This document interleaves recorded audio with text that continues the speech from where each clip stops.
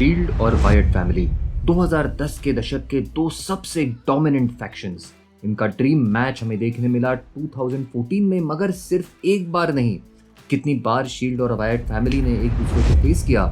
कौन जीता कितनी बार, क्या वायट फैमिली का पलड़ा है भारी, क्यों नहीं हुआ रेसलमेनिया 30 पर यह मैच। जानेंगे इन सारे सवालों के जवाब आज के इस वीडियो में। 2014 में शील्ड को WWE में एक साल से ज्यादा वक्त हो चुका था और वो एक डोमिनेंट हील फैक्शन थे। वही वायट फैमिली जुलाई 2013 से मेन रोस्टर पर आई और आते ही अपने माइंड गेम्स और डार्क कैरेक्टर्स से उन्होंने अपनी एक अलग जगह बनाई। इंटरेस्टिंग चीज, 2014 में जब वो फर्स्ट टाइम आमने सामने आए, दोनों फैक्शंस हील थे, विलन थे। जैन एंड के रॉ पर मैच था जॉन सीना, शेमिस और Daniel Bryan versus the shield.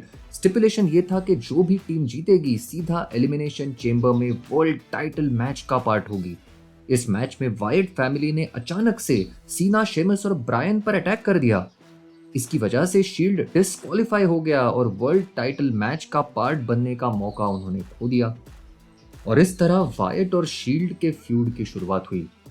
उसी वीक स्मैकडाउन पर शील्ड रिंग में आया और एम्ब्रोज ने कहा कि अथॉरिटी और रैंडी ऑर्टन जानते हैं कि अगर शील्ड एलिमिनेशन चेंबर मैच में होता तो सबको डिस्ट्रॉय कर देता और हमें शील्ड में से एक बंदा वर्ल्ड चैंपियन दिखता। इस बात पर रेंस मुस्कुराते नजर आए और एम्ब्रोज उससे नाराज हो गए और दोनों में तू मैं शुरू हो गई, जिसे रॉलिंस ने रोकते हुए कहा कि उन्हें आपस में नहीं झगड़ना चाहिए क्योंकि असली विलन तो वायट्स है और शील्ड वायट्स को डिस्ट्रॉय कर देगा। इस मैच को विकी गरेरो और ट्रिपल एच ने एलिमिनेशन चेंबर के लिए ऑफिशियल कर दिया। नेक्स्ट वीक रॉ पर शील्ड के मैच के बाद टाइटनट्रॉन पर वायट फैमिली आ गई। ब्रे वायट ने कहा कि शील्ड का अंत नजदीक आ गया है और उन्हें वॉर पसंद है, शील्ड को भागना चाहिए। उसी वीक स्मैकडाउन पर शील्ड के मैच में फिर से दिखाया गया कि रेंस और एम्ब्रोज में कुछ गलतफहमी हो गई है और रॉलिंस ने दोनों को शांत किया। तभी वायट फैमिली स्क्रीन पर आ गई और ब्रे वायट ने कहा कि शील्ड तो आपस में बच्चों जैसा झगड़ रहे हैं। शील्ड वायट को ढोंगी समझते हैं, पर उन्हें वायट के आंखों के पीछे का शैतान दिखाई नहीं दिया है। जब वो उसे देखेंगे तो उन्हें असलियत का पता चलेगा। अपने कैरेक्टरिस्टिक स्टाइल में प्रोमो एंड करते हुए वायट ने शील्ड को कहा, follow the buzzards. Next week Raw पर Dean Ambrose versus Mark Henry main event के बाद हमने इस फ्यूड का फर्स्ट फेस ऑफ देखा, मगर वायट फैमिली रिंग में आके शील्ड से नहीं भिड़े और रिंग छोड़कर चले गए।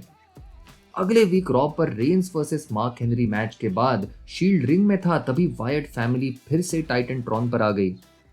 वायट ने कहा कि उन्हें उनके शील्ड के साथ होने वाले मैच के लिए एक बच्चे जैसी एक्साइटमेंट हो रही है, मगर वो ये सोच रहे हैं कि क्या इसका एंड इतना मजेदार होगा। रेंस ने वायट से कहा कि यही बात वो सामने खड़े रह के करे। लाइट्स ऑफ हो गए और वायट फैमिली रिंग में खड़ा हो गया। शील्ड और वायट्स आमने सामने थे, क्राउड पागल हो गया था, मगर ब्रे वायट ने इशारा किया और वायट फैमिली रिंग छोड़कर चली गई। एलिमिनेशन चेंबर पर इनका मैच जबरदस्त रहा। रेसलिंग ऑब्जर्वर के डेव मेल्ट्जर ने इसे 4.25 स्टार रेटिंग दिया है। लगभग 22 मिनट का ये मैच एक्साइटिंग था और क्राउड भी रेड हॉट था। ये एलिमिनेशन टैग मैच था। यहाँ एम्ब्रोज एक एग्रेसिव ब्रॉलर के रूप में नजर आए और पहले ही एलिमिनेट हो गए।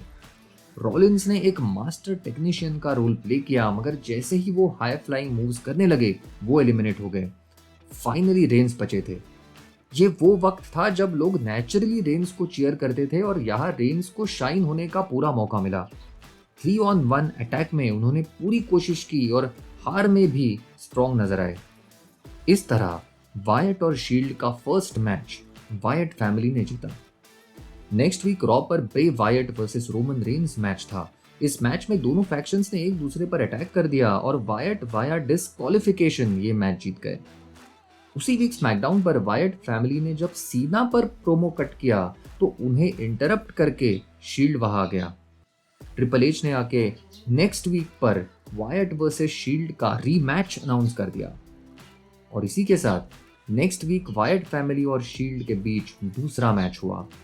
मैच से पहले ही दिस इज ऑसम के चैंट्स गूंज रहे थे। ये एक जबरदस्त मैच था और वायट फैमिली फिर से जीत गई। मतलब अब तक का स्कोर था वायट्स 2 और शील्ड 0।